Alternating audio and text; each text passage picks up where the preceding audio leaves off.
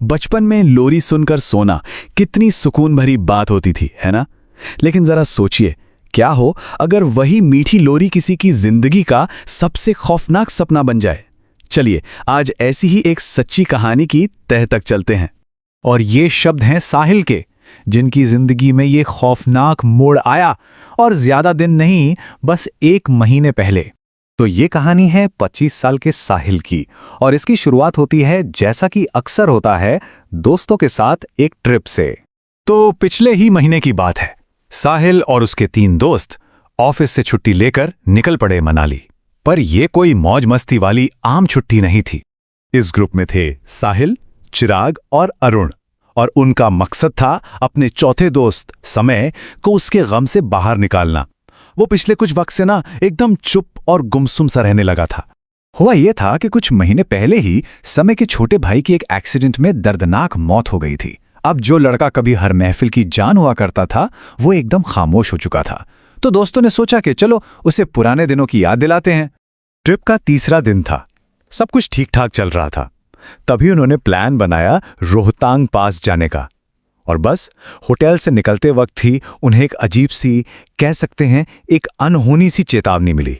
Hotel के receptionist ने उन्हें यूं ही बातों बातों में बताया कि रोहतांग का मतलब होता है लाशों का ढेर। और उसने ये भी सलाह दी कि जो भी करना है शाम 6 बजे से पहले पहले लौट आना। उसने वहां की पुरानी कहानियां भी सुनाई कि कैसे सूरज ढलते ही 6 बजे के बाद स्थानीय लोग अपने दरवाजे बंद कर लेते हैं।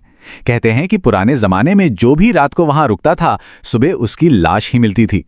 अब अधिकारी तो कहते थे कि भाई कोई हादसा हो गया होगा या ठंड से मर गया, लेकिन वहां के लोग मानते थे कि ये सब एक मायावी साये का काम है। खैर, दोस्तों को ये सब ना टूरिस्ट को डराने वाली फालतू बातें लगी और वो हंसते खेलते रोहतांग के लिए निकल पड़े। रोहतांग में कुछ घंटे मजे से बिताए, और जब उन्होंने लौटने का फैसला किया तो रात के 9 बज चुके थे। चारों तरफ घना अंधेरा और कोहरा इतना कि कुछ दिखाई ना दे। अरुण बहुत धीरे धीरे गाड़ी चला रहा था। तभी उन्हें सड़क के किनारे एक पत्थर दिखा। उस पे लिखा था मनाली 28 किलोमीटर। पर अजीब बात ये नहीं थी। अजीब बात ये थी कि उस पत्थर पर कोई बैठा था, एक आदमी, और इस कड़ाके की ठंड में उसने सिर्फ एक धोती पहन रखी थी। अब सबसे खौफनाक बात सुनिए। करीब 20 मिनट और गाड़ी चलाने के बाद उन्हें वही पत्थर दोबारा दिखा, मनाली 28 किलोमीटर। इस बार चिराग चिल्लाया कि उसने एक छोटी सी लड़की को खिलौने के साथ बैठे देखा। साहिल को तो वही बूढ़ा आदमी दिखा था, और अरुण जो गाड़ी चला रहा था, उसे तो एक काला घोड़ा खड़ा दिखाई दिया जो बस उन्हें घूर रहा था। सोचिए, एक ही जगह एक ही समय पर तीनों ने बिल्कुल अलग अलग चीजें देखी थीं। जब सबने घबराकर समय की तरफ देखा तो वो तो अजीब ही बातें करने लगा। कहने लगा, किसी को हमारी जरूरत है, अगर कोई मदद मांगे तो हमें रुकना चाहिए। उसकी ये बातें उनके डर को और ज्यादा बढ़ा रही थीं। और कुछ देर बाद वो पत्थर फिर से सामने आ गया, मनाली 28 किलोमीटर। अब उन्हें पक्का यकीन हो गया था कि वो किसी अजीब से माया जाल में फंस चुके हैं। उन्हें उस रिसेप्शनिस्ट की कही हर बात याद आ रही थी। लेकिन इस तीसरी बार उस पत्थर पर कोई नहीं था, एकदम खाली। और ये खामोशी वहां किसी के होने से भी ज्यादा डरावनी थी। तभी अरुण ने कांपती हुई आवाज में कहा, बाहर बाहर मत देखना। लेकिन सबकी नजर बाहर चली ही गई।